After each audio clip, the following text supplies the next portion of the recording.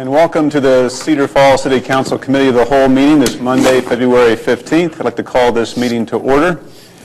Introduction of a few items here that we have to go through is a rental ordinance update, a committee items update, ex parte communications, and bills and payroll.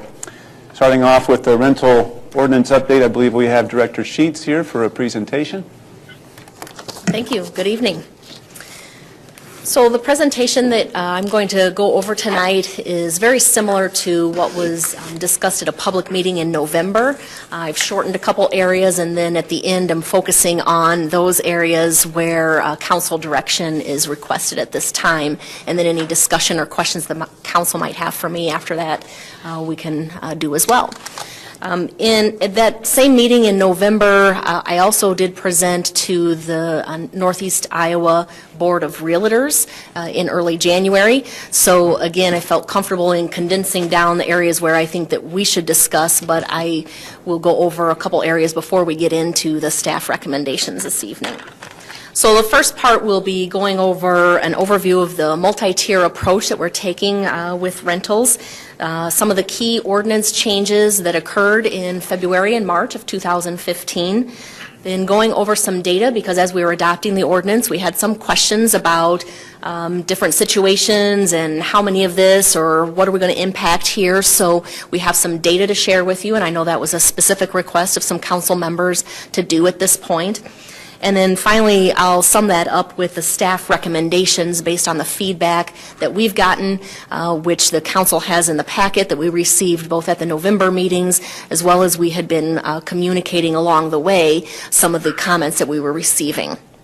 So before I get into it, again, I want to go over kind of the purpose of the ordinance that was adopted, or the spirit in which it was adopted is probably the better way to talk about it, was that it was a compromise approach. It was a way to start addressing some of the issues, yet also recognize that different properties have capacity for different types and levels of uses, and so that's where we get to that carrying capacity idea that I'll be going over in a little bit more detail about. And so our purpose tonight is to talk about areas that we've observed that we might be able to make the ordinance clearer and work to continue moving that forward for clear implementation and understanding by not just the public but also by staff. So that multi-tier approach, I've mentioned this a couple times, so many of you at the table are probably not new to some of this message here. And we started the proactive code enforcement around August of 2014, and I think that many people would say that we've made some good strides in that systematic approach of working what we're saying grid by grid, going through the community, visiting each property, and documenting if there are any areas that need to be addressed related to code enforcement or nuisance ordinance or anything like that. We made some changes to the rental ordinance in February of 2015. We made changes to the zoning ordinance in March of 2015. And then just recently we adopted, or the council reviewed and endorsed, an incentive program for conversions from rental back to owner occupied. And so that's a program that we will be unveiling and trying to do a little bit more publicity in the near future about, and see what kind of participation we might get in that program. And finally, I've been in front of you talking about some nuisance ordinance changes, and we have that yet to bring back to the table to talk about in a little bit more detail after we've made some adjustments based on the council discussion. So I would like to start by summarizing the changes to the ordinance. Again, I mentioned how the changes are based on carrying capacity of the structure, the lot, the street, and the neighborhood, and how that was a compromise that we were moving forward with and wanted to try out. The summary of those changes is that an existing registered rental, an existing rental we consider to be one that was already registered prior to when the moratorium went in place, and I'll go over that in a little bit more detail in a minute. Here I'm just highlighting those key changes, and I'll walk through each one a little bit more. I anticipate that many of you are probably already familiar with this, but an existing registered rental stays at the 4 unrelated until the time that the property is sold or transferred. A new rental is guaranteed an occupancy level of a family or 2 unrelated persons, and if a request for 3 or 4 or even 5 unrelated is something that the applicant would like to move forward with, that goes forward to the group rental committee for review, which I'll talk about as well. We made some changes to the family definition. We also instituted in the rental ordinance a requirement for hard surfaces. We did also make that update in our zoning ordinance, so carrying forward any new house that's built, whether it's rental or owner, is required to have a hard surface. We also instituted, as is common in many of our ordinances, to have opportunities for further consideration of individual cases.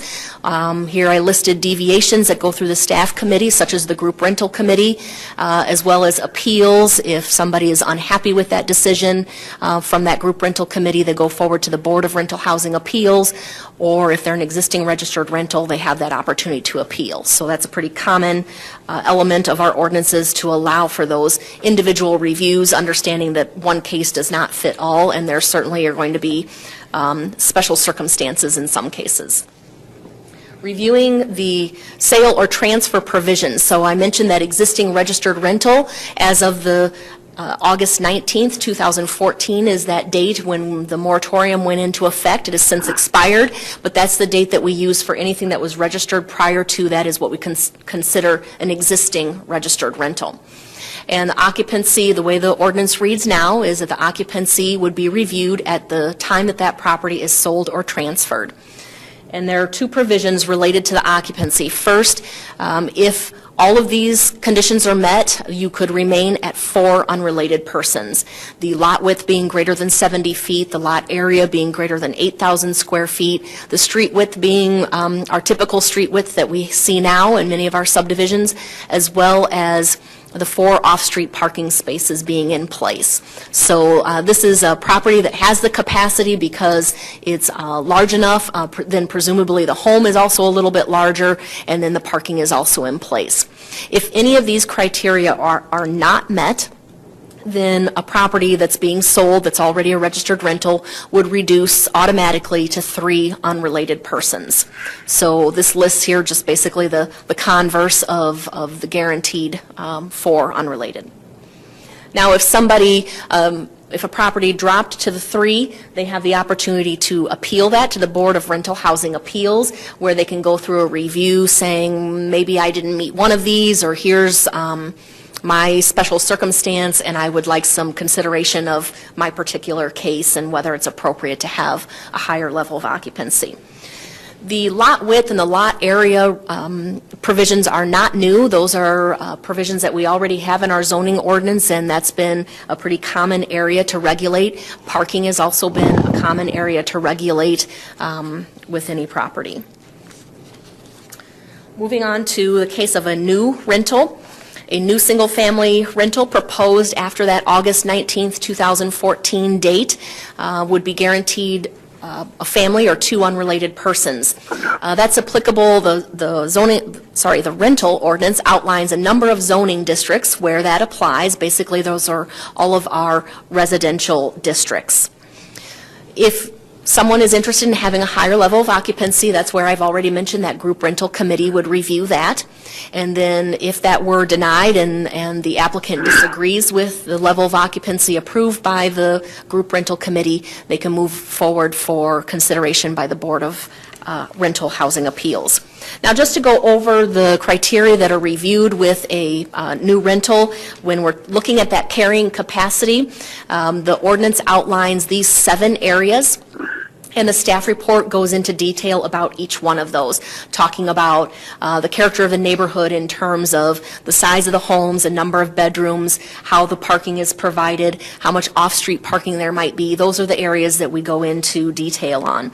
And the group rental committee consists of the fire chief, the city planner, and the building official. I am going to go over just a little bit more information about the group rental committee in some of my following slides, which kind of really moves us into the data part of the presentation. This is a variety of questions, and I'll go through most of these in a little bit more detail, but this was the variety of questions that we received and I documented during the adoption phase or soon after the ordinance was adopted. So these were the areas that we were committed to trying to provide as many answers as we could, or at least the data that we might have after implementing the ordinance for a period of time. Now, there are two areas where I don't have data to share, so those will go pretty quickly. I'll just mention those right now, highlighted in red. First of all, the question about what is the occupancy level of some of our current rentals. Well, that's not information that we've had until now. We started collecting that. We revised our rental application form. We had that mandatory filing of existing registered rentals, and that's where we were starting to collect that information. However, as we started collecting that, we have had a requirement in the ordinance about leases needing to be provided, and that was how we were going to verify what the occupancy level was. But we had quite a bit of concern about providing that private contract, and we felt that we should back off of that, and some people provided it, some people didn't, and so we're just going to go, as we do our inspections every 3 years, that cycle, we will document at that point in time what the occupancy level is of that unit. So it'll just be a snapshot of that particular time. Also, the question about how many existing rentals have reduced in occupancy, also a hard one for us to track, again, because we haven't had occupancy information until just recently when we've been asking for it. So it's hard to know, and we're not tracking all the sales. We don't know which rentals have sold or not. I do happen to know of about probably 5 or 6 different rentals where I've had people call and ask questions, and I think about half of those reduced to 3, and the other we had an appeal on, and different situations have happened with those. So I can only tell you a couple of instances where I've received calls and happen to know something more about those cases. So getting into the details of some of these other questions and sharing that information, the question on how many single-family rental units are in Cedar Falls, well, overall, just a little bit over 1,300. And I thought it might be helpful to then provide kind of the rate of conversion over the past 5 years. So back to 2011, I'm sharing information that we have from our rental records about how many per year have been converted to a new rental in the single family or duplex situation. So this doesn't speak to the multifamily apartment complexes or anything like that. It's just the single family homes or the duplexes that we know of. Yes?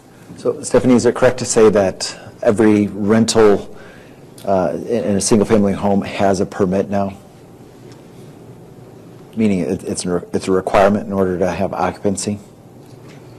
I think we still have the case where maybe the parents have the child living there. Now, if they have friends there, then the rental permit's going to apply. So, I guess my follow-up question is this a net number, meaning we'll have additions, but we'll also have subtractions where people, not terminate, but, their rental permit expires, for example? No, it's not a net number. It doesn't account for expired rentals. Okay. Do we have an idea of what that might be? People that are just getting out of the business, selling? I can see if we might. I don't know. Like I said, I know a handful who have called. The one particular one was a landlord who was selling, I believe he had 4 properties, but he was selling it to somebody else that was interested in expanding their business. So it ended up being a trade. But eventually it's a number that we can also identify, right? We have active permits and permits that expire over time, right? We could probably find out which ones are expired and do that on a yearly basis. That might help us understand that a little bit better as to ones that might come out of the rental market. Yeah.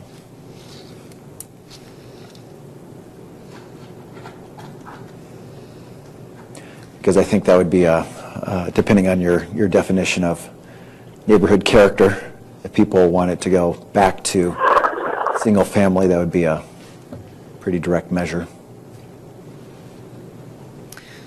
One thing I did want to say about the number for 2015, any of you who might have come to the November meetings or saw any of the slides that I was presenting there, the number as of the end of September in 2015 was around 60. And at that point, we were anticipating, we were seeing probably about 10 new rentals a month, so I was conveying in November that we'll probably hit around the 100 mark. But as you see from this slide, in 2015, actually in the winter here, it really did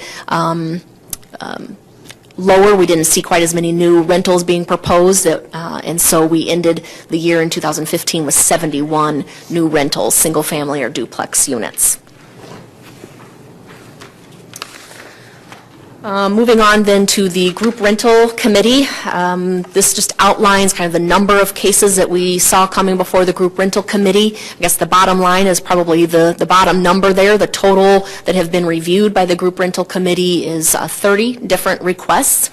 And to go into a little bit more additional information about those reviews, any rental that has come forward has been approved. It's been more at what level of occupancy would it be allowed. So we have cases you see here where we had a request for 4 unrelated, and the approval might have been for 3 or for family or 2. So not in every case was what was requested actually approved. Same thing happened for the 3 unrelated. We had some of them approved at family or 2, and some of them from the 4 unrelated requests actually were approved at 3, for example. So that gives you information there. Now, talking about the Board of Rental Housing Appeal, they've had a much fewer number of cases. This is the board that would review an existing registered rental that might have reduced in occupancy and wanted to appeal that. They've actually reviewed 4 cases to date. They have denied 1 and approved 3 of them to remain at the 4 unrelated. Stephanie? Yes. Could you estimate the amount of time that it takes to go through the review process? I mean, staff time and then total process time, I guess, for, by the time somebody puts in a request and then they get an answer back. And then also, separately, could you estimate how much time it takes to do an appeal? Is it 5 hours of staff time, 10 hours? Well, I'll go through the steps that are involved and try to summarize it by total time. When an application comes in, maybe it starts off with a couple questions, and we answer those, and then we get an application for either one. And at that point, we're putting together a staff report that reviews those 7 criteria on carrying capacity. In the case of a registered rental reducing, we're going to look at the 4 required criteria as well. And that staff report is going to average probably around 1.5 to 2 hours to prepare. I mean, we've gotten a little bit more efficient as we've learned. It took longer at first, but everyone is unique, and we need to spend the time on that to do the unique review of their situation. Put that all together, then we have the group rental committees already set up to meet twice a month, whereas the Board of Rental Housing Appeals meets on an as-needed basis. So that takes maybe just a little bit more time to coordinate that when it's needed to make sure it's a time that works for people. But in the case of group rental committee, we've got 3 staff members that come to that. We're taking some meeting notes and then doing follow-ups. So I would say overall on a case, probably somewhere around 5 to 6 hours. Okay. When you count other people's time to reviewing that and preparing. And we had 71. 70. 70. I'm sorry, 30. 30 have gone through group rental committee. Okay. It's a total of, 70 or 71 new rentals, but not everyone has asked for 3 or 4 unrelated, for example, so. Okay. Quick question, is your estimate based on man hours or just total hours? So, if I might clarify, the rental committee requires 3 persons, and so if that's an hour long, that'd be 3 hours of... 3 hours. I included each one of them in that 5-hour estimate. Okay, 5 hours. Does it, when you're completing the staff report, do you have to do a site visit and We do. We have our building inspector actually goes out and takes pictures and takes a look at the maintenance level, and then the planner uses all of that in putting together the staff report. So I'm not challenging your time, but I'm just trying to make sure that we capture it all. But 1.5 to 2 hours seems a little light then if you're going to do a site visit, pictures, compile it into a report. I don't know how many pages the report is ordinarily, but... Well, and the group rental committee meeting time frame depends on how many we have on the agenda. If it's 1, it might be 15, 20 minutes. If we've got 3, it's going to take about an hour. and you've got 3 staff people there, so I guess I'm probably being conservative or trying to be fair that some cases take a little bit longer, some cases are a little bit shorter. Okay. So if we were to look at the cost of each application, if we're at 30 reviews, 5 hours, and that's probably an average number, I would think. So you're looking at 150 hours times a full office burden rate of probably at least $100 an hour, I guess. So we're looking at about $15,000 of extra city expense for just manpower to do this review. And that doesn't include the appeal yet. That's my rough number.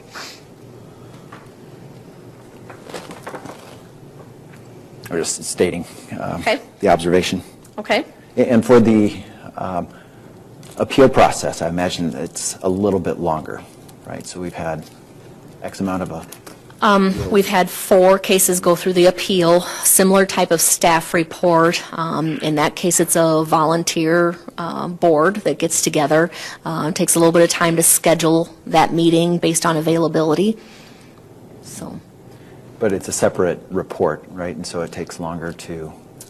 it's a similar format, but yes, we'd have to write it particular to the case at hand.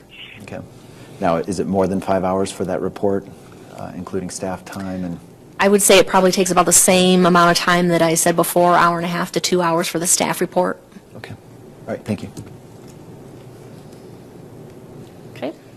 One of the other questions that we had was how will the ordinance, or how will we see changes in home sales? And how will the ordinance make an impact on that, or will it? And so this chart gives you information that we obtained from the Blackhawk County Assessor for 2014, which is in blue, and 2015 in orange for the same months, and shows the average sales price of the homes at that time. The number kind of in the middle that's in white font there, or white color, is then the number of sales that occurred during that month. So I wasn't prepared to, I'm not going to interpret this for you, but it was data that we wanted to show since it was a direct question that was asked about how it might impact home sales. Now, in January, when I was in front of the Northeast Iowa Regional Board of Realtors and went over this slide, they asked that another piece of information be provided at this meeting with council. They felt that it would be important to talk about the homes in the price range of $90,000 to $150,000, feeling like that is the area that sees more rental conversions and might have more impacts to sales based on the ordinance changes. And so they provided some information that's in the table here for the past 3 years that talks about the homes in that price range that were for sale, the number of closed sales, and the average days on the market. And you see then the first column is all of Cedar Falls, and the second column under each one of those is what's referred to as region CF S2, Cedar Falls S2. And there's a map in your packet. It's probably, I think, the last item in the packet on this, but that shows the area. They have different regions. The realtors have different regions. And this S2 region is bounded by College Street on the west, Highway 58 on the east, First Street on the north, and University Avenue on the south. Also in your packet is a summary that the Board of Realtors provided that gives some interpretation here. I think the important thing also to note is that, and as I've said in all of my presentations, is the impact to sale prices and rental rates are varied. There are a lot of different impacts to that. The amount of homes on the market, the number of rentals on the market can certainly impact that. Interest rates, unemployment rates, the age and feature of a home. Local regulations are certainly one of those impacts as well. So you need to take a look at all of those, and I'm not sure that pointing to one single item reflects it accurately. Moving on to other pieces of data that were requested. When we were talking about the hard surface requirement, there was a question of, well, how many gravel situations do we have out there in our rental properties. Well, because we collected information on the single-family and duplex properties, we can only report on those, but we see that 26% of those have gravel on the property. This does not count parking lots that are gravel, which would be more of the multi-unit type of complexes. And in those cases, if there are 3 or more vehicles, they're required to have been paved for quite some time now, and there should not be gravel there. What is the time period that owners have to convert their gravel to paving? Is it around 6 years, depending on where you are in the cycle? Yes, it's a 3 to 6 year window, depending on where your inspection falls in the cycle. The way the ordinance was worded is that after adoption of the ordinance in February 2015, you have 3 years from your next inspection after that date. So let's say, for example, somebody had an inspection, they have it tomorrow. They have 3 years from tomorrow. But let's say their inspection in that 3-year cycle actually occurred before we adopted the ordinance, let's say January of 14, so they're not due until January of 17. That's when the 3-year mark starts for them. So that's why we're going to see it tiered over 3 to 6 years. Okay. Are we making any effort to apply this to single-family homeowners or homeowners who live in their rental property and have gravel? An owner-occupied property is not required to provide a hard surface if they have gravel right now. I'll talk about some of the reasons why in our rental ordinance we're addressing rentals. So if I could, I'll try to address that a little bit later. Any other questions before I keep moving? Just an observation again. So we had 1,340 identified single-family homes or else duplexes. And if 26% didn't have driveways, that means there's about 348 driveways that need to be hard surfaced. Okay. So if you, I don't know what the average cost will be, but $15,000 seems like a reasonable number in my mind. We just added, another $5 million, to our economy, at least to the contractor that gets the work. So. Keynesian economics. Regulation costs money, and somebody has to pay that price, and so it's either the business owner or else the renter will eventually have to pay it. So I just want to, there is a cost impact to our regulatory decisions. So 5.2 million is my number. Any other questions before I keep moving? So that's a little bit of the data. We're trying to answer some of those questions or give people an understanding of what's there after we collected some of that through that mandatory filing. That was one of the reasons to have that in the ordinance and ask for that. I'll move on to evaluating the changes, which is probably the meat of what most people want to talk about tonight and want to hear. So there are a couple areas that I'll just briefly go over, and then I'm going to talk a little bit more in more detail on a couple others. And I think what we've observed, and we've heard a lot of people say, is that proactive code enforcement is making an impact. I mentioned that at the beginning. People are feeling that that is improving properties, and it is making a difference. I really haven't heard too much dissent on that observation. The occupancy level review is working. We're working through that. We see that not all properties are appropriate to be at 4 unrelated. They might be more appropriate at 3 or 2 unrelated. Yet we have had concerns about the impact to sales and the predictability of the business model.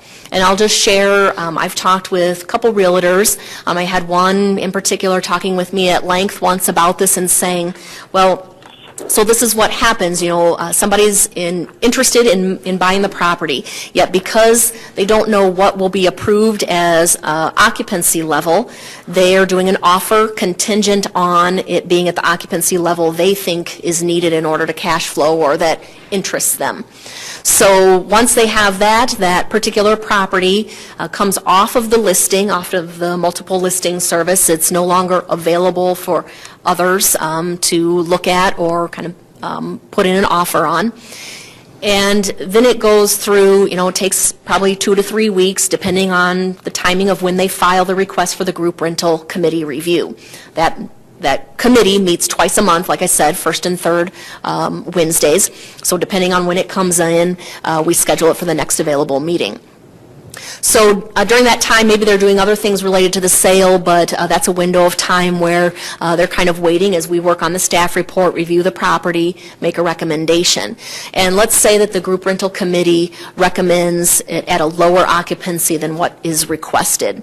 That potential buyer maybe decides that they'll back out of the offer. And so then that property goes back on the market, and people start to ask, well, why is this, what's wrong with the property, or why did it go back on, or those types of questions start to surface. So that's what one realtor was sharing with me about the unpredictability of the model, the impact that that has to a seller as well as to a buyer. So I wanted to share those kinds of instances because I think that that's part of what council was asking to know about the impacts of the ordinance and wanted to consider at this point. We've also had concerns about the paving, as many of you know. I'm sure you've had questions about that, and that hard surface requirement and whether it's appropriate that a rental should have to do that or not. I'm going to talk in a little bit more detail about that in a little bit. The amount of parking I listed as may be a concern. What I gathered, I had conflicting comments about this one that I wanted to share. I've had I think what I heard from some landlords was a concern that by having to pave the property, it means potentially they have fewer spaces, and then that's going to directly relate to a reduction in occupancy. Well, the focus has been that parking lots that should have been paved need to be paved, and that a parking lot needs to function appropriately. There needs to be appropriate access to it. It needs to follow the setback requirements that we have in our zoning ordinance. All of that is the focus. So so it hasn't been about reducing occupancy because you can't pave as many spaces as needed. On the flip side of that, I've had homeowners speak to me about, well, why doesn't that rental have to provide the parking now? That parking is all over the street, it's on the yard sometimes, or they've spread out the gravel, and it's impacting my property values as a homeowner, and why don't they have to do it now? So we've heard a little bit of both concerns on that topic about the amount of parking. We've also experienced some situations in the cases of our definition on the driveway and the length of what we call that flare out, that additional area to the side, the area along the side of the garage being a little bit wider, and the accessibility of that, and so we're suggesting a couple revisions there to accommodate some of those issues. So like I said, I really want to spend more time, this is where I've pared down the presentation just a little bit, because in the public meetings I went through fairly detailed on all of the recommendations at this point. Here I'm going to focus primarily on the ones highlighted in red, really about occupancy level review and about the hard surface requirement, because I think that the amount of parking really ties into the paving concern more than anything. So in terms of occupancy level, the recommendation that was presented in November and tonight is based on that concern about how the review is unpredictable for a business model. It adds time, and the concern related to that added time. And so staff's recommendation is to go to 3 unrelated people for any new rental that is proposed after this amendment would be adopted, and that an existing registered rental at the time that it's sold or transferred would drop to 3 unrelated if it happens to have 4. Now, closely linked with that is a clarification that we'd like to work into the ordinance. We've had questions over time about, well, what's the impact to duplexes and apartment complexes? And when I've had those questions, I've indicated that the ordinance was tailored to single-family homes and new rentals there, or the sale of those. And so to date, we've been indicating to duplex owners, if they sold it, they stay at 4 unrelated. Same thing with an apartment complex. The intent was really to focus this on the single-family homes. And so we'd like to clarify that and make sure that it's clear that those kind of higher density areas are supposed to be planned to accommodate that, and so those should remain at 4, and any new ones should be at 4. I see a question. Director Sheets, just to clarify your first point there, so you're talking about instead of using the current process of reviewing it and determining whether it could be between 3 and 5, you're talking about a flat across the board 3 with no exceptions. Correct. Okay.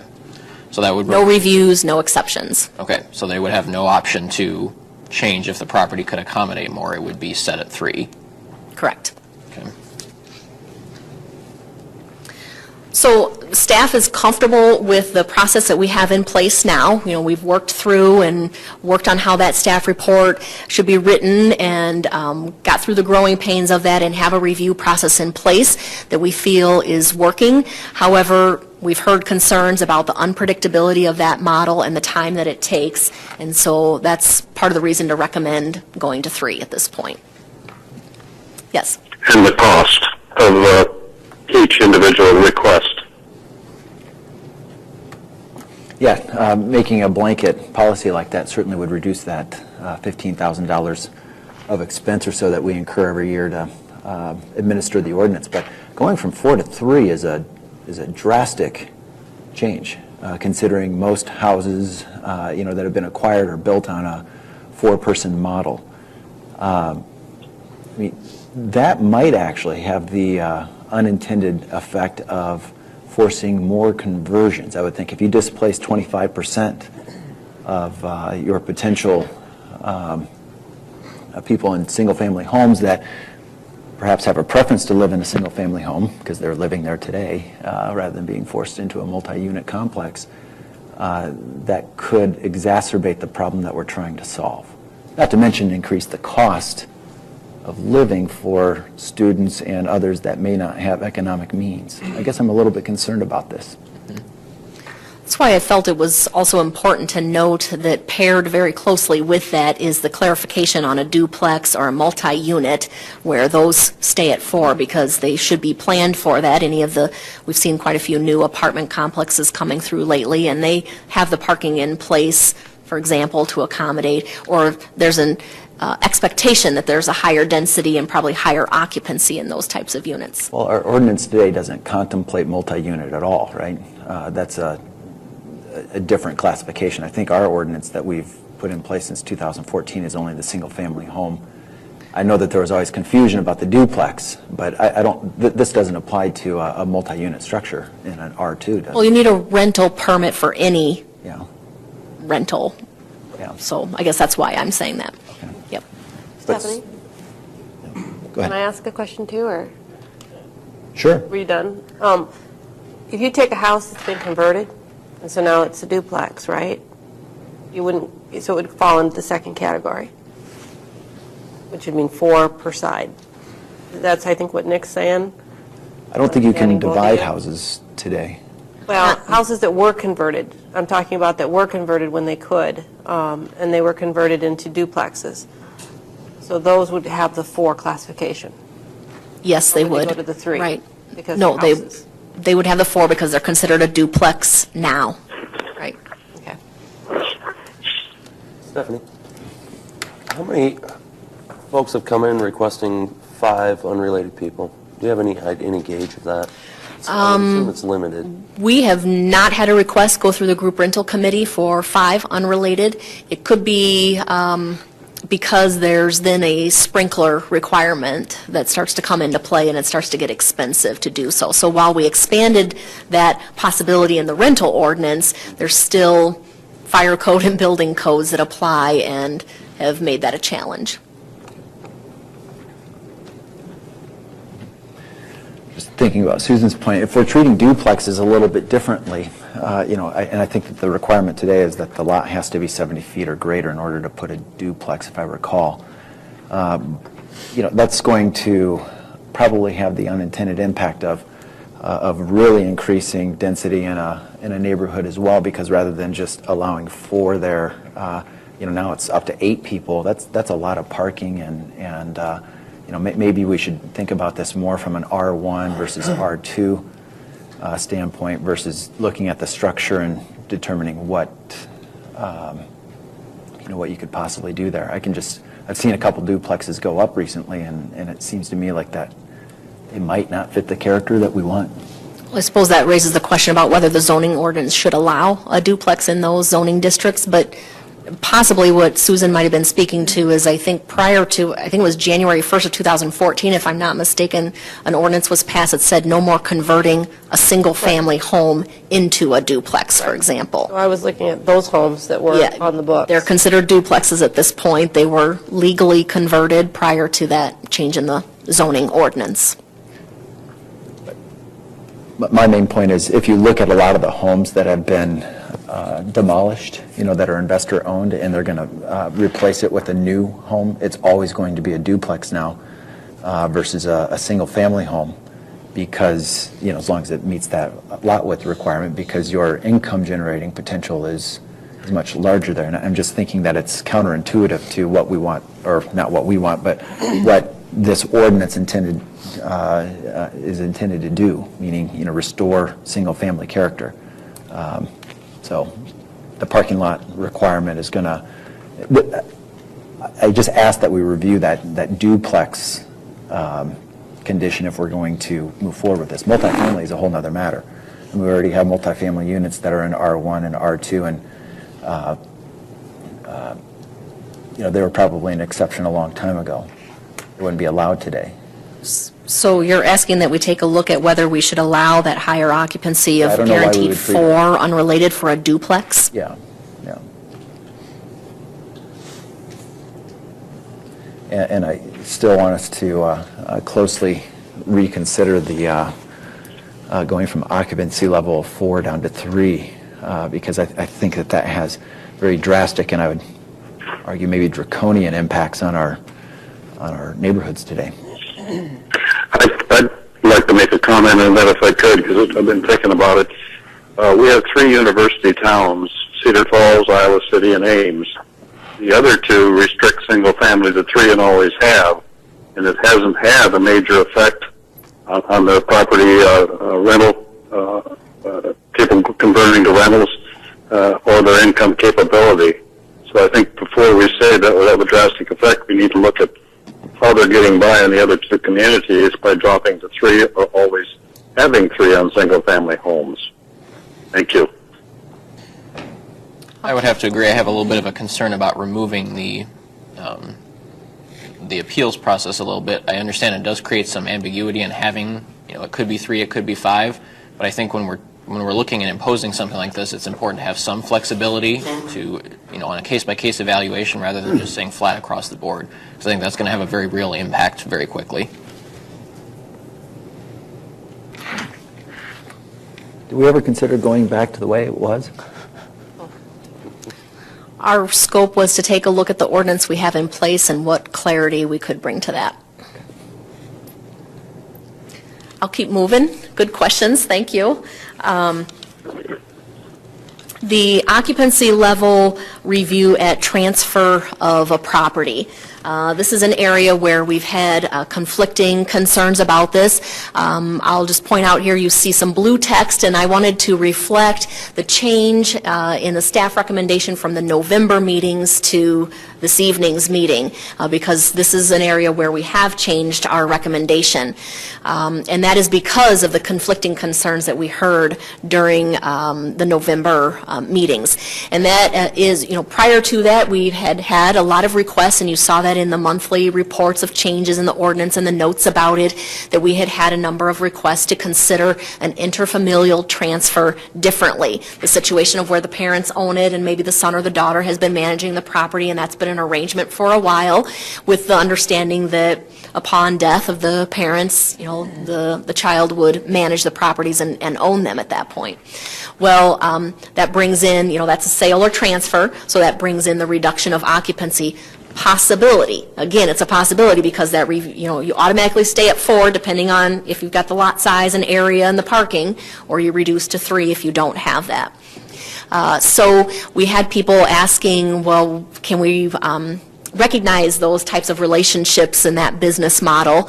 But then when we got to the public hearing, then we had other requests of, well, what if I want to skip generation, I want to give to my grandkids, or what if I don't have kids? Why should I be treated differently? And why is there preferential treatment on that item? So that's why we felt, okay, well, the way the ordinance stands is probably the best way to do it because it's not preferential to whatever the relationship might be. I commend that. Whenever we can eliminate discrimination from the code, we should do that. Hard surface, this is an area where I have a couple slides that I'll go over and talk about because this has been quite an area of discussion. The concern has been about removing the gravel driveways, the expense related to that, and whether it's really necessary. At this point, staff is recommending that we leave it as it is, as we have adopted it, and there are a variety of reasons for that I'd like to go through. And some of these might resonate with you, and some of them may not. I'm sure there's two sides to any of these points that I'm going to make. So these pictures demonstrate some of the areas that I want to talk about. First of all, I've already mentioned that a parking lot where there are 3 or more vehicles present has been required for quite some time to be paved. So we certainly have situations out there where the paving should be in place, and we're taking the next 3 to 6 years to phase that in and get that addressed. Rentals can be considered a commercial enterprise. A lot of people have compared rental to another residential situation, the owner-occupied, but the comparison, I would argue, is a little bit more valid to commercial because there's a payment, there's an exchange, and there's a service provided, and all of our commercial properties are required to have a paved parking surface. Are they taxed as commercial?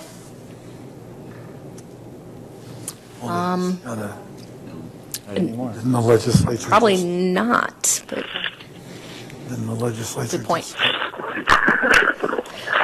Rentals tend to have a higher level of use that's continual. I know that some people have said, what about the larger family and the number of vehicles?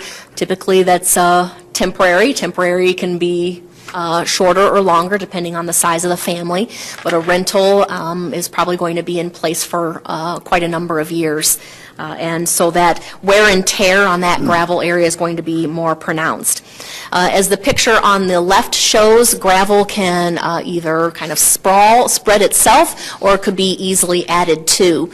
And this demonstrates, you see by the two structures, kind of those garages, you can generally tell where the property line is with the railroad tie, more or less, and you can see that gravel is to the property line, more or less, in this situation. And there's supposed to be a 5-foot setback. So that's another area. Gravel washes away, or it can be cleared away with snow removal efforts. Then there are pollutants and sediment related to that get into our rivers and our streams, and so this is one area where we can take some steps to reduce that and help with some of the EPA clean water requirements that are in place. And finally, as already has been asked, and I confirm that any new home that's built, whether it's rental or owner-occupied, we changed our zoning ordinance in March of 2015 that any new home must have a hard surface. So moving forward, there will be no more new gravel put in place.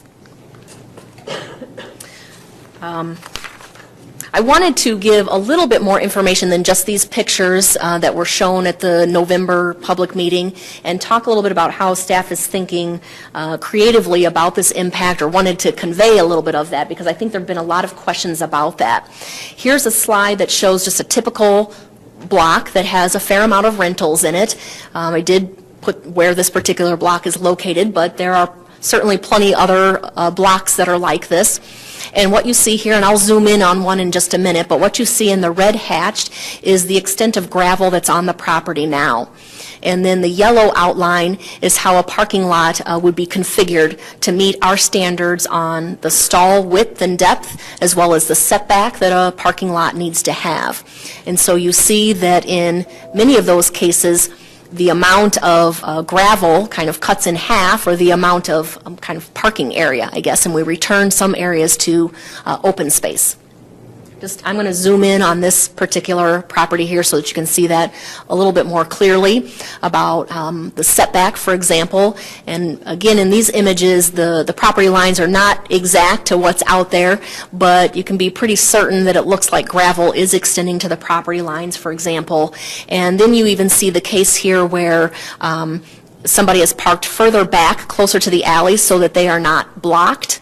And so you see that, the importance of a parking lot having access for every parking stall that's there so that they can get in and out, and so that the parking is available at the amount planned for.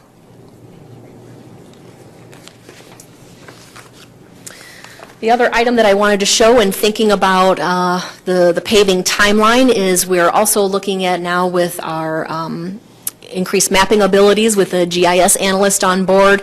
We've brought in information, our data from our rental records, and we're color coding here the timeline for these certain rentals to have the hard surface in place. And so what we're looking here for is we can try to look a little bit more neighborhood by neighborhood about the timeline that the neighbors have, and try to do a little bit of outreach possibly in saying, hey, if, for example, in this block, about 40% of the properties are due to have the paving done by 2020.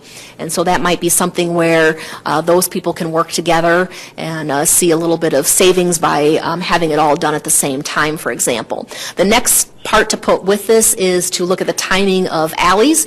We've put together a time frame of low, medium, high priority, and in the higher priority, a little bit of time frame of which alleys might be done in what year. So we're going to start to take a look at how those might overlap and how things might work together, or if there might be adjustments in certain blocks that we need to think about. Also on the customer service side, we've created brochures to explain the driveway requirements that are in place, as well as parking lot requirements, so that we can quickly hand somebody a little bit of information with some visuals that help them understand the key components of the requirements that they need to meet. So moving on to conclude here and take any final questions you might have and get direction, I did just want to list here other components where I've condensed, and I'm not going to go in a lot of detail because we did not hear concerns at the November meeting about some of these other clarifications and adjustments to the ordinance. A couple others to the rental in terms of some terminology changes.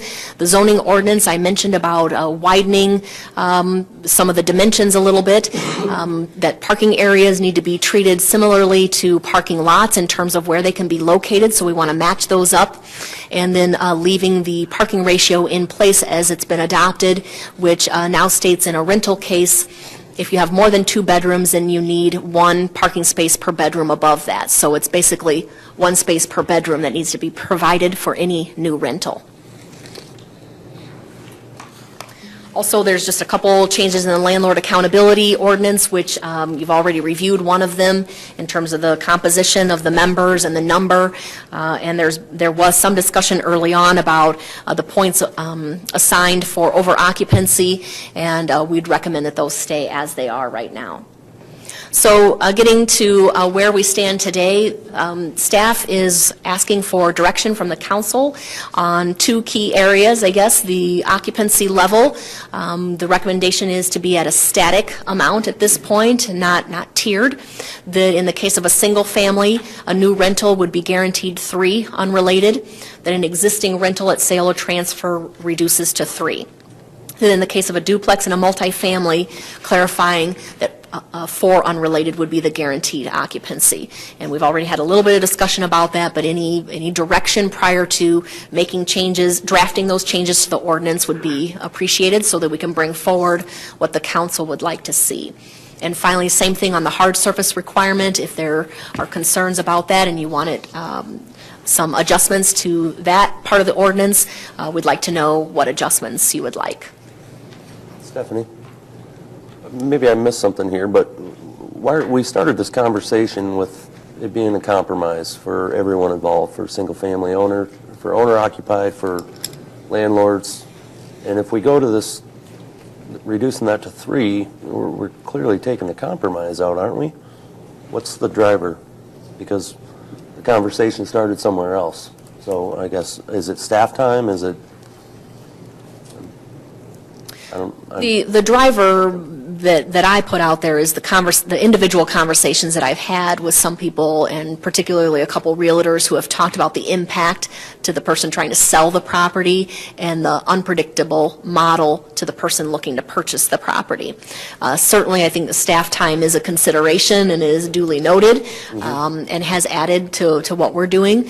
But like I said, we're comfortable with the current approach, and we've found our way through that and have a model in place that we can continue with. It was whether there is clarity that we could add to the ordinance and make it a little simpler. Sure. For myself, Question. Is that Dave? Yeah, thank you. Of the realtors or developers who you've talked to about dropping to a static 3, have they been positive on that aspect because of the complexity of having to explain the sale to the customer and the possibility of having it fall apart and then not being able to sell the property? Are they in favor of it? I know that's a biased group. I haven't had too many discussions after that November meeting with realtors. At the January presentation that I did to the Board of Realtors, I did not have too many people come up to me, but I did document in what you received following the comments from those November meetings. There is some documentation there from a couple people commenting on the occupancy level and expressing concern with that. So I think we've got concerns on both sides of the table. As far as cost, if I looked at the model that Council Title presented, and I've been doing my own numbers just to get an idea, it looks like about $750 per request is probably a good idea of the cost of having somebody come forward with a request to look at occupancy levels. And my only last comment is we started this whole thing to look at the character of the neighborhood, and that's been the biggest driver to it. And that's my understanding, a legally okay thing to do. I have a couple of concerns in addition to removing that flexibility that we previously had. First of all, in regards to the hard surface driveways, if our concern is environmental impact and aesthetics, why we would apply that only to rental properties? It seems like those issued would be applicable across the board instead of just a specific kind of property. So that's my first concern. And secondly, I'd like you to talk a little bit about enforcement of the occupancy, if you can, what that looks like in terms of if a property has been deemed to be 3 and it's found to be 4 residents in it, what that would look like in terms of enforcement. The enforcement would be similar to how it's operating now or has in the past, where, well, now the way it operates is if we find an over-occupancy, whether it was an existing registered rental and they're allowed to have 4 and they have 5 there, for example, or if it's a newer rental and they're exceeding their occupancy level that was approved. We are citing the landlord as well as each of the occupants. And that's a fine of, I believe it's upwards of $500 or so, so it's a pretty significant penalty if over-occupancy is found. And that's a required fine. There's, just as an example, as a hypothetical, if you have a rental full of students who maybe just moved to town who may not be aware of this change, they're automatically going to receive a $500 citation. Is that correct? I think we take just a little bit of time to investigate to find out, but for the most part, yes, the answer is going to be yes to that. Now, the not knowing part of it is a little complicated because actually all landlords are required to post the approved occupancy level at that unit, and that is something we frequently have requests for prior to their 3-year cycle inspection coming up, that they say, I need that form, can you reprint it for me, for $10 versus the fine they'll get if we come to the property and see it is not there. So it should be posted all of the time. But if they're asking for it, it might suggest that it's maybe not been posted for who knows how long. You're correct, yep. Stephanie? I'm struggling with the going from 4 to 3, I guess, on a couple fronts. First off, I guess I mentioned this before, we started this as a compromise for landlords and for single-family owner-occupied residents. And if we're finding that it works for, out of, what were the numbers here? 20 requests for 4 unrelated and 16 were approved. They had adequate space on the property, they had adequate parking, they met all the requirements. So while I'm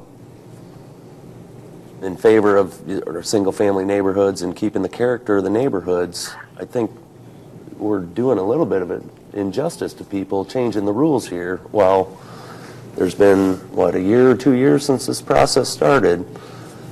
Now we're coming back and we're going to reduce it again. And I guess to the second point, if we've got houses out there that can support 4 people, the efficiency, I mean, is something we should take into account too, that they're going to be heating a bedroom that they can't use. And I guess the likelihood that somebody else is not going to be in that bedroom anyway is, to me, it seems like somebody's going to be in that bedroom, whether it's the ordinance or not. So I'm not really in favor of dropping this down to 3. It's got to be balanced with staff time, but we set out for this to be a compromise. So, regarding hard surface, clearly from just the one block that you put out there, that gravel doesn't stay contained. So unfortunately, that's an expense I think that landlords have to deal with. We live in the city, and there's got to be some guidelines. So, I guess I just, since Mark mentioned the containment of the gravel, I was at the public meeting in November, and I have a concern about the paving and the expense to, especially people who have multiple rentals, and over in the next 5 or 6 years, they're going to be spending a lot of money on resurfacing. Are there alternatives to pavement that would help contain that gravel? A person in the crowd in November suggested allowing a gravel to continue to be maintained, but some way to prevent that spread from happening that would be less expensive than totally repaving. And I don't know if we've looked at all of the options, but if people can't, I worry about the expense and the burden that places on landlords. So I don't know if you've looked at. Well, we did think about other ways where you might delineate and consider that many of those possibilities could be easily defeated. For example, you put in railroad ties. Well, those can be moved, so we can just keep spreading that out, for example. Landscaping can be trampled or it doesn't get well established, so that couldn't be a delineation, for example. So we were concerned that any of those methods wouldn't be very effective. Another comment, please. I've seen properties in other communities that they put in the curb, cement curbing, and then had gravel inside or tar, gravel that's tarred. Is that a possibility? Would that be containable or more containable, being you had a cement curb around it? That's certainly more permanent. To date, anybody asking about doing kind of asphalt millings or those types of things, we've said any loose material would not be permitted.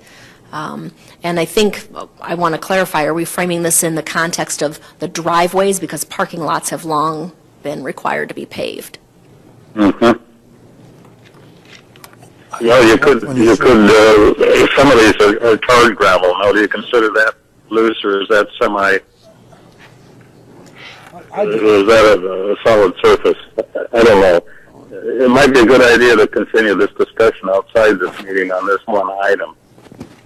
It seems to be very complex. I think he's talking about seal coat. I'm talking about curb cuts. I just talked about gravel and not having to enforce so an entity can find a way that gravel can be contained. And I don't know if it's possible. I think we should bite the bullet and insist that they have a hard surface, whether it be asphalt or concrete. These are for-profit enterprises. There are expenses in running that enterprise. This should be one of them. I agree. It's already legally required. For parking Okay. lot. You Yep. know, when we talk about anything else, going back to one of your slides, it says occupancy level review is working, yet concern over impact to sale and predictability of a business model. We're running a business. This is an expense, and it's a big expense. I get that, but Talked a lot already, but anyone else is done. Go ahead, Nick. I agree, it's a huge expense. It's a $5 million expense, but it's not actually the business owner that pays for that expense. It's the tenant that will have to pay for this expense. And the other thing that really worries me, if you look at millennials, car ownership is at a historical low. They're not choosing to drive anymore, but we are saying that every single bedroom needs to have a parking spot now. And so it's an amenity that maybe people don't even want, but we're requiring them to have it. And so it's a real concern for me, especially as the trends seem to show that car ownership among millennials, those that we're catering to here, might not even appreciate this amenity at the home. But most importantly, it's a $5 million expense, and somebody pays for it, and it's not going to be the business owner. It will eventually be the tenant that has to pay. But that's your estimate, Nick, and I think you're a little high on that, frankly. But as a matter of housekeeping, do we require a motion to move on here, or are we going to come back and revisit this a little later on? Well, right now, there's two recommendations to vote on, unless the council deems otherwise. We take them separately then? We need to take them separately. Okay, I would make a motion to require a hard surface. Is that it would be the correct motion? Right, it's the bottom. A hard surface parking. I So hear we a would motion. leave the text as is. Yeah. Sorry, No, a it's motion okay. and, Per staff recommendation. There is a Second. motion. I hear a second. Any further discussion? All those in favor say aye. Aye. Opposed? Aye. Aye. Nay. I said nay. I hear Two nays. 2 nays. 3 nays. 3 nays, that big. You have to clarify David's. I can't what he said. He voted aye, I believe. David, Mr. Whelan, your vote on that? I hear you. I would like to see further investigation into this before I make my decision, so I would say nay at this time. Okay, 4-3. 4-3. That motion passes. that's for the hard surface Hard part. surface, there's also one for the level of occupancy.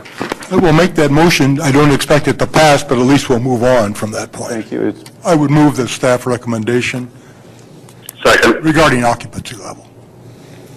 To drop that to 3. Yeah, that's right. motion seconded. Any further discussion? Those in favor say aye. Aye. Aye. Opposed? Nay. For nay. Anyone get the count? Show of hands. 5-2. Nay. 2 to 5, it fails. 2 to 5, it fails. I believe that's where we stand now. Should we clarify the duplex one too? Do we want to give the duplex special consideration for 4 versus 3, or is that no longer? Well, maybe the next motion should be simply to keep it as is? Or do you need a motion to keep it as is? What we would propose at this time was that we were going to clarify it to leave it as is, allowing the 4, although I think that Councilmember Tiber has talked about duplexes not being automatically at 4. Or maybe possibly. it's moot point now because of the previous motion where we chose to keep it at 4 versus 3. Sounds to me it's a mute point. Yeah. Yep. Okay. Thank you very much, Director Sheets. Thanks, Stephanie. In the sake of time, would there anybody present who would like to make a comment briefly about the presentation? Hearing and seeing none, we'll move forward to item 2.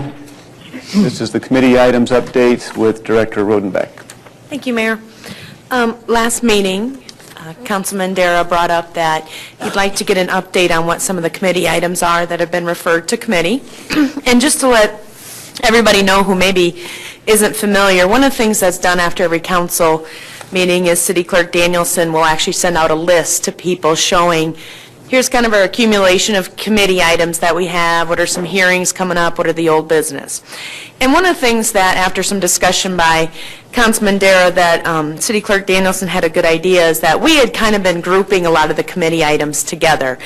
And you can see up on the screen that what she did was she really separated those out into what were the items that were actually referred, a formal referral to committee, and what were the items that staff had just really let her know were going to be coming up.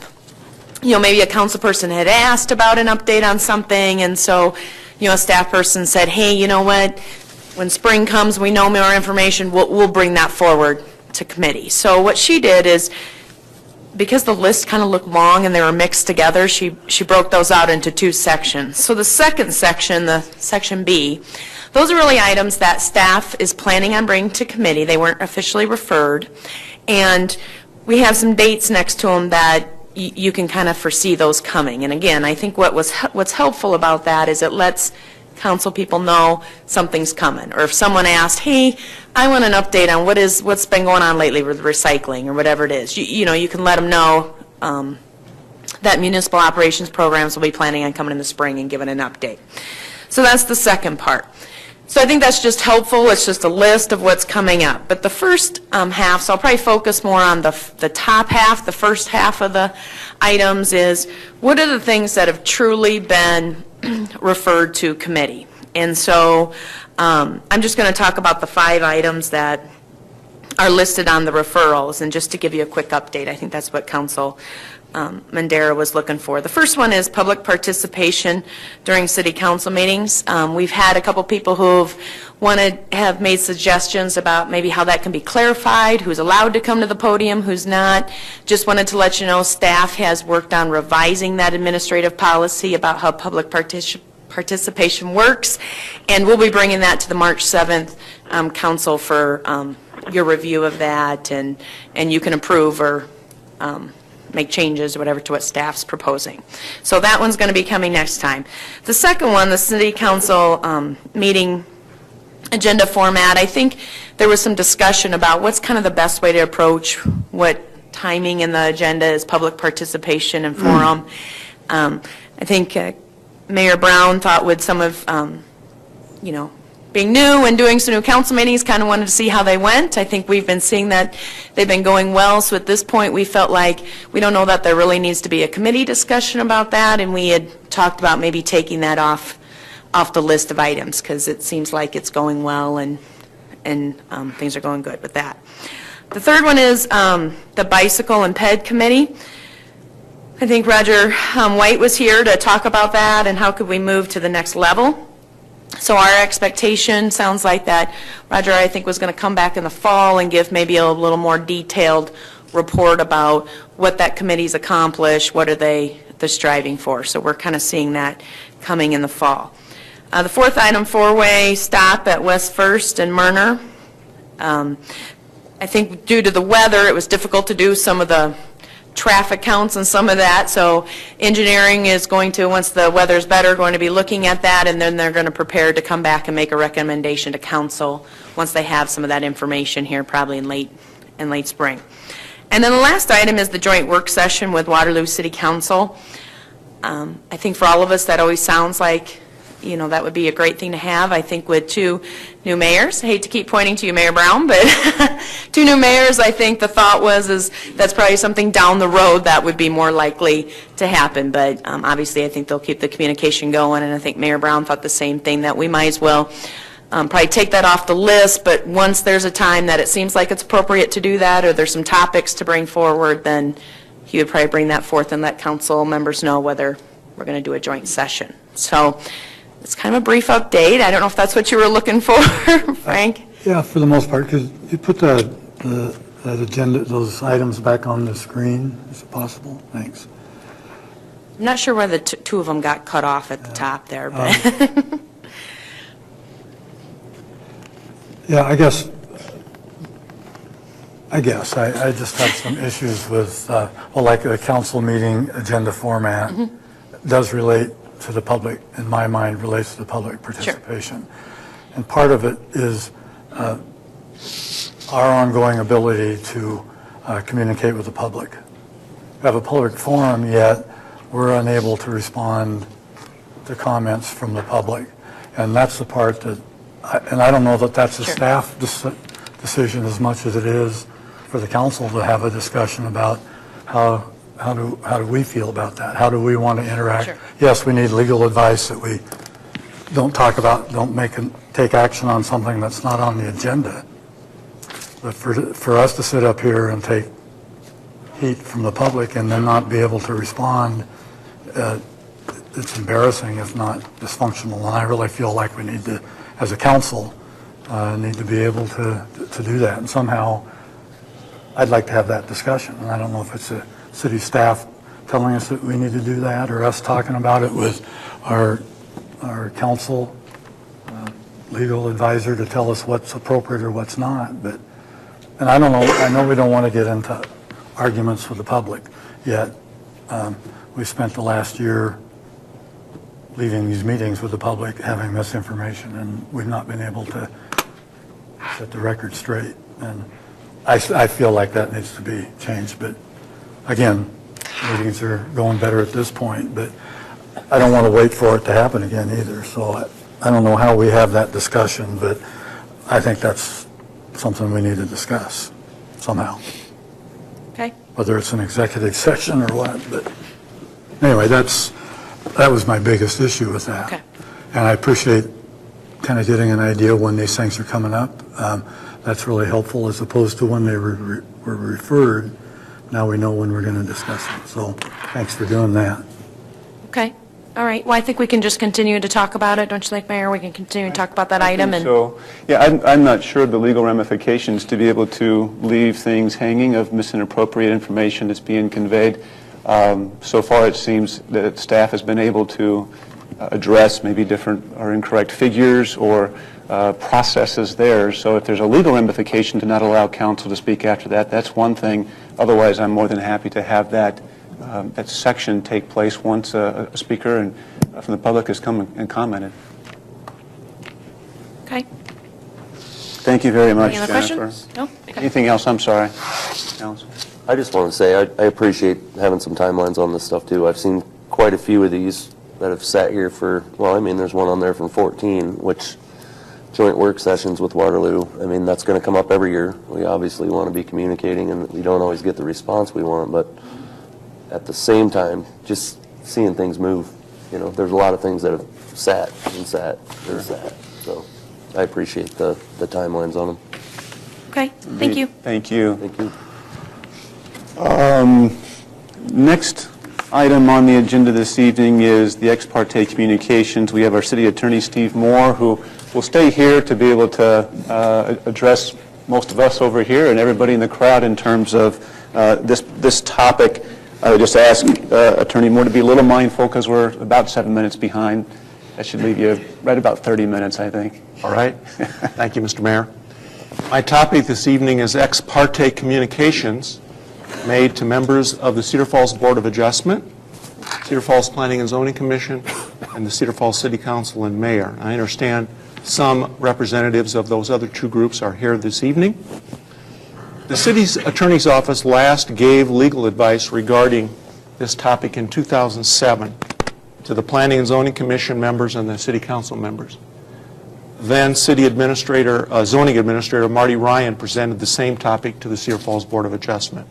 For those of you who are new to these three governmental bodies since 2007, city staff recommended the topic and that the legal advice be presented again. For those who were members of these governmental bodies in 2007, it may be a helpful refresher. So let's start out with what is an ex parte communication. Ex parte is a Latin phrase literally meaning done by or for one party only. So in the legal sense or judicial sense, ex parte communications are communications made in a judicial proceeding by one or for one party only to the trier of fact without the other party being present. The second topic, or the second term we're going to talk about, is quasi-judicial. What is a quasi-judicial proceeding? Again, the term quasi is a Latin phrase meaning resembles or is similar to. So a quasi-judicial proceeding is a proceeding that resembles or is similar to a judicial proceeding. To try to put these technical terms into context that will mean something to you, I want to use an analogy. Let's say each of the members of the Board of Adjustment, the Planning and Zoning Commission, and City Council members have been notified that they've been called for jury duty, and in fact they've been selected to serve on a criminal or a civil jury case.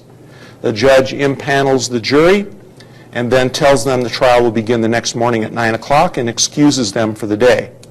Later that day, you, as one of those jurors, are in the grocery store or convenience store somewhere, and you are approached by the plaintiff in that case, who recognizes you as a juror and starts to engage you in conversation and tell you why he or she has a good case and should win. Or let's say the defendant in a criminal case sees you on the street outside the courthouse or at a break during the trial, recognizes you as one of the jurors, tells you the reasons why he or she is innocent and should be found not guilty. Of course, when these conversations happen to you, the other party in those proceedings is not present and to give his or her side of the case. So what is your reaction as a member of the jury if one of these things happened to you? Well, I would hope that you would have some or all of the following reactions. A, this person shouldn't be talking to me. B, that's not fair to the other side. C, this information should be presented to all of the jurors, not just me. D, this information should only be shared in the presence of the other side of the proceedings. And finally, this information should only be presented at the trial in open court, where everyone hears it and can respond to it.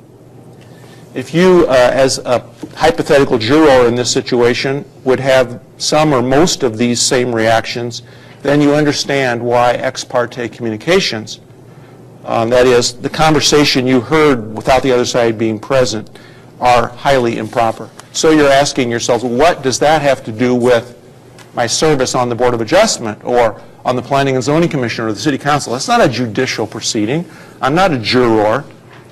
Well, remember now, the definition of quasi-judicial is resembles or is similar to.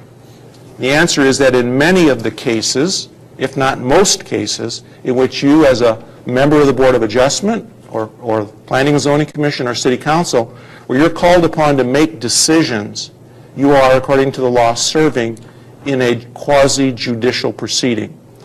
And so you ask, why is one of these three boards considered to be acting like it's in a judicial proceeding?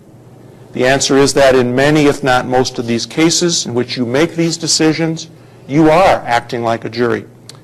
You're presented with factual information in a particular matter that involves one party or one property or one project. Someone is requesting your approval.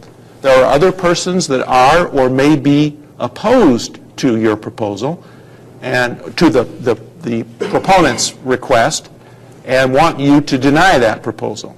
So the proponent and the opponents may or may not be represented by attorneys that are making these same arguments.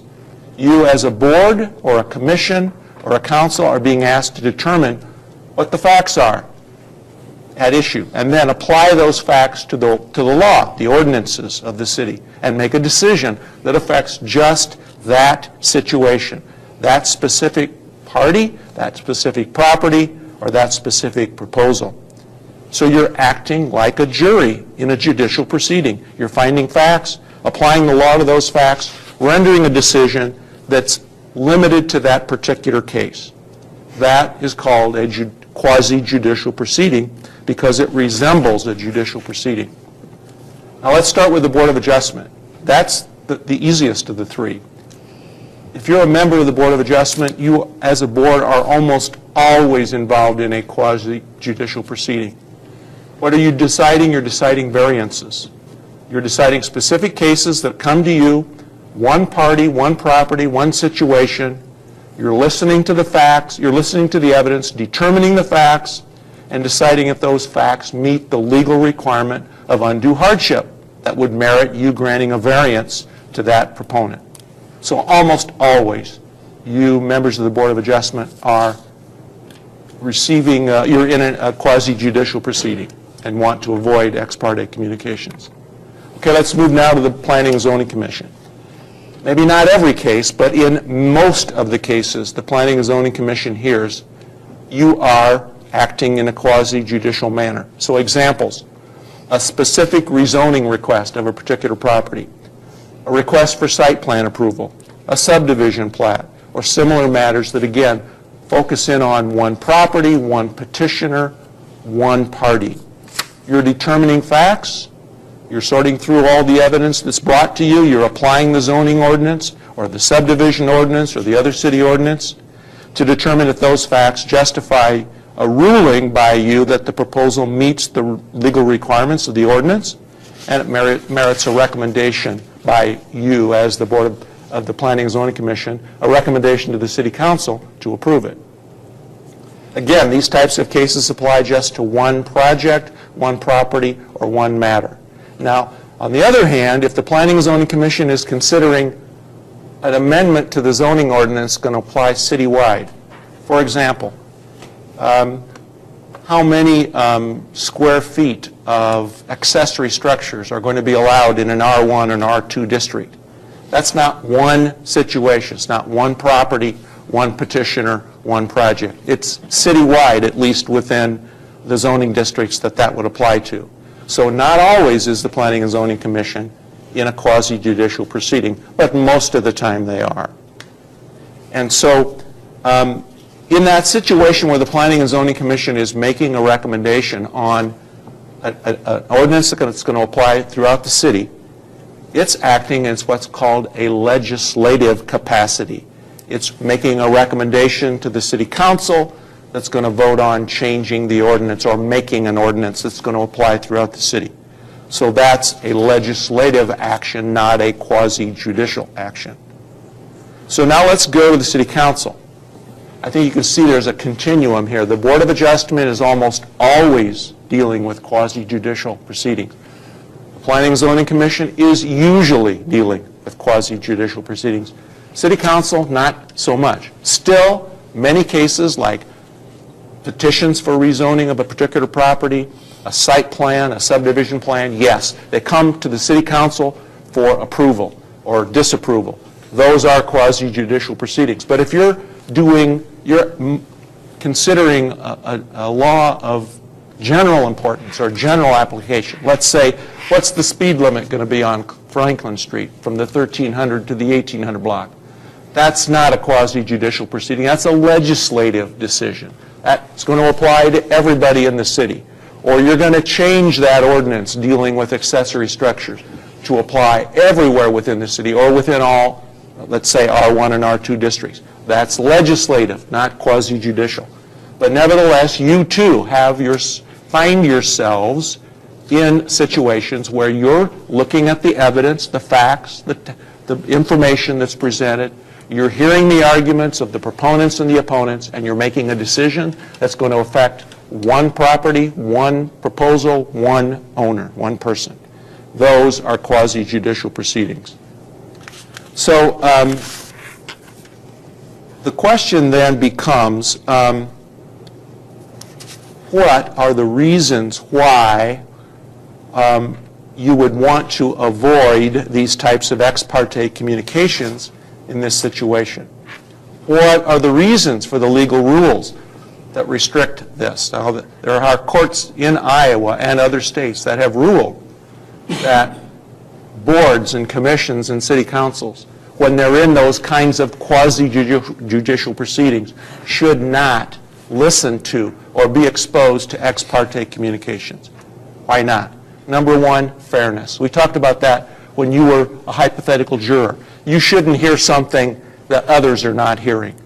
It's not fair. It's not right to have information presented or shared just with one or a couple of members of the board in private, in the background, out of the public light. Second concern is the openness of government.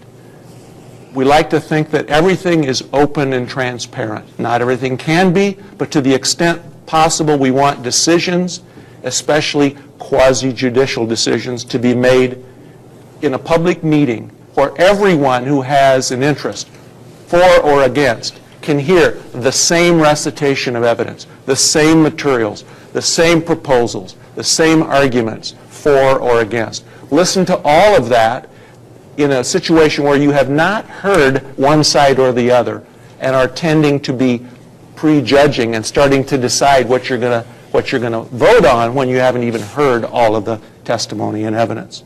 So openness of government is another purpose. And then thirdly, and this is similar to that, the concern about the public not having confidence in decisions being made openly and fairly, the idea of backroom deals. That's to be as avoided as much as possible. So what's the problem with ex parte communications? So is there a legal consequence? Well, yes. If the decision of a board, a commission, or a council is challenged on appeal, and it's determined in that appeal that one or more of the members of the board, commission, or council had prejudged the case, had been subjected to ex parte communications, had made up his or her mind, was biased, was prejudiced, wasn't keeping an open mind, wasn't open to all of the information and testimony presented by all sides, and then that person's vote can be disqualified. That member that was prejudging, that was biased, that was exposed to ex parte communications, the vote can be challenged. And if that was a determinative or decisive vote in that motion, the whole decision can be overturned. So there are legal reasons beyond just fairness, openness of government, being transparent, why you want to avoid those kinds of communications. So the question is, what legal advice does the city attorney have for you when you're acting in a quasi-judicial proceeding? Now, there's a lot of materials that were attached to the committee item in this that are on your iPads. There are, if you do nothing more and read nothing more than the 7 recommendations that are on pages 5 and 6 of that letter from June of 2007, I don't really think you have to read any of the rest of it. You can just look at those 7 and think about those in the context of you as that hypothetical juror. I think you'll understand why it is ex parte communications are not proper. So let's start going through those just briefly. What should you do? 7 things you should do. Number 1, if any outside party, whether they're for or against a matter that involves a quasi-judicial proceeding, tries to communicate with you outside of that public meeting in front of the board, the commission, or the council, you should immediately interrupt the person and refuse to discuss or listen. Refuse to discuss, refuse to listen. Tell the person you're prohibited by law from engaging in those kinds of discussions with the person.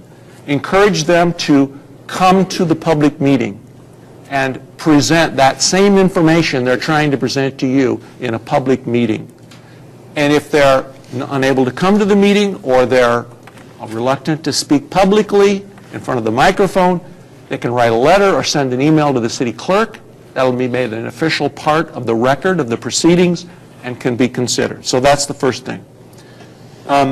This means you should not attend a meeting with the property owner or the person who's proposing this, not attend neighborhood meetings organized by opponents, not make a site visit accompanied by a proponent or an opponent or any other person who's interested in the matter. Secondly, if the person tries to communicate with you in writing, whether by email, by letter, or otherwise, don't read the communication. Forward it to the city clerk. Let it be included in the materials that are going to be presented at the public meeting. Thirdly, if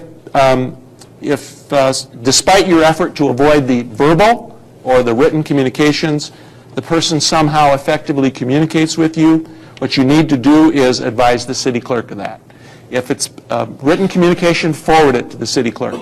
If it's a verbal communication, try as best you can to summarize what that person said before you cut them off. And get that to the city clerk so that can be communicated and made a part of the record. Number 4, don't prejudge the case. If you hear something from someone, one side or the other, remember you're only hearing one side.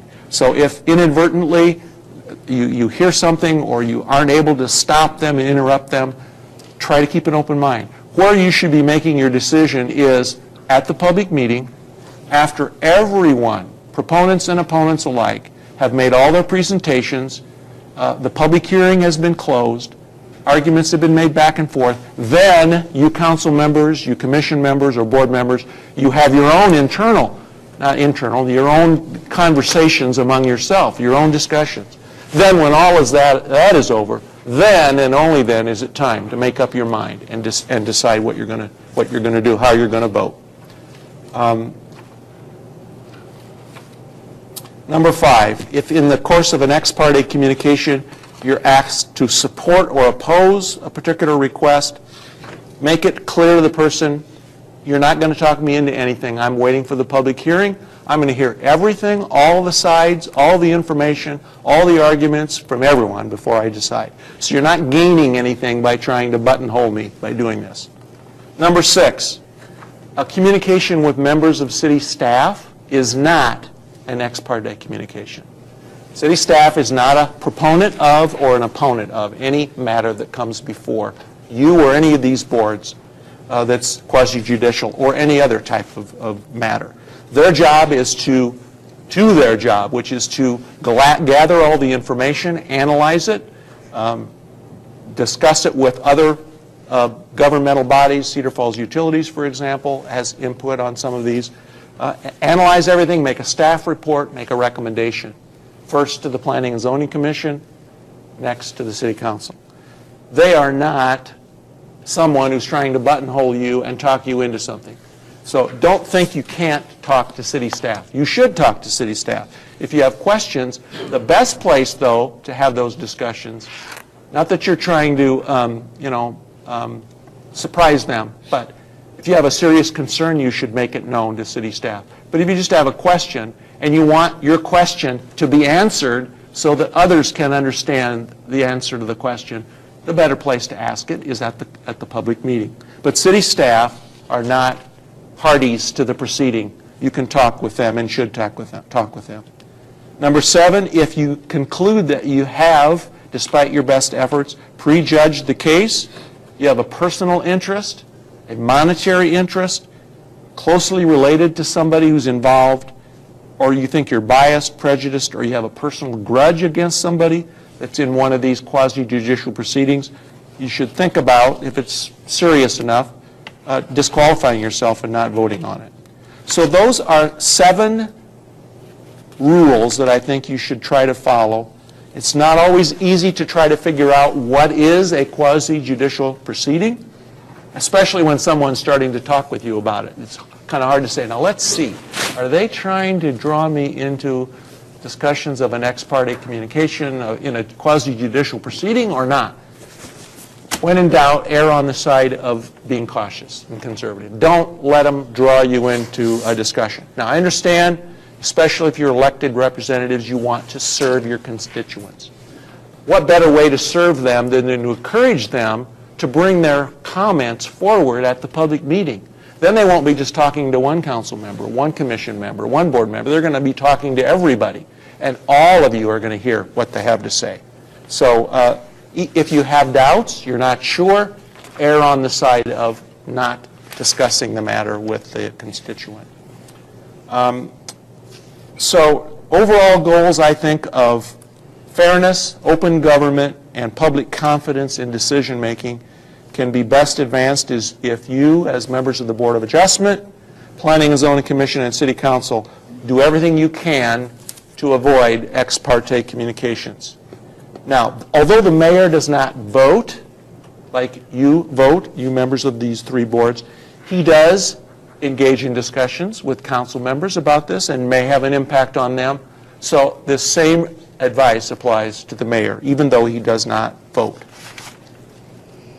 I think I ran through pretty quickly what we needed to cover. If anybody has a question that's a general question, I can try to answer. Going forward, if you're not sure, someone comes to you and makes a communication or attempts to, you can feel free to talk to the city staff. They can help you determine if this is, what's the speed limit on Franklin Street? That's okay to talk with them about. Or is this a rezoning of a particular property? Then you can get guidance from the city staff about, is it an ex parte communication or not? If you're not sure, err on the side of caution. If the city staff doesn't know, they'll get a hold of me. Don't worry about that. So the best advice I can give you is be on guard for being drawn into these kinds of discussions. Encourage people to come forward at the public meeting where their comments can be heard by everyone, where everything is presented in one open public meeting, and then the decision is made at the end of that. So that's my advice. Thank you, Mr. Moore. I appreciate that insight. Sake of time, I guess I'll ask if the council has any questions, comments in relation to that presentation. Very good. And I'll hold off on public comment since a lot of public servants are here as they are. But Steve is obviously available for further questions if something comes up or something arises to the topic. Moving on to the final item, bills and payroll. Is there a motion to approve? Second. It's been moved with a second. All those in favor say aye. Aye. Opposed, nay. Motion carries. This will adjourn the meeting, and we will have our regular city council meeting beginning at 7 o'clock as scheduled. Thank you.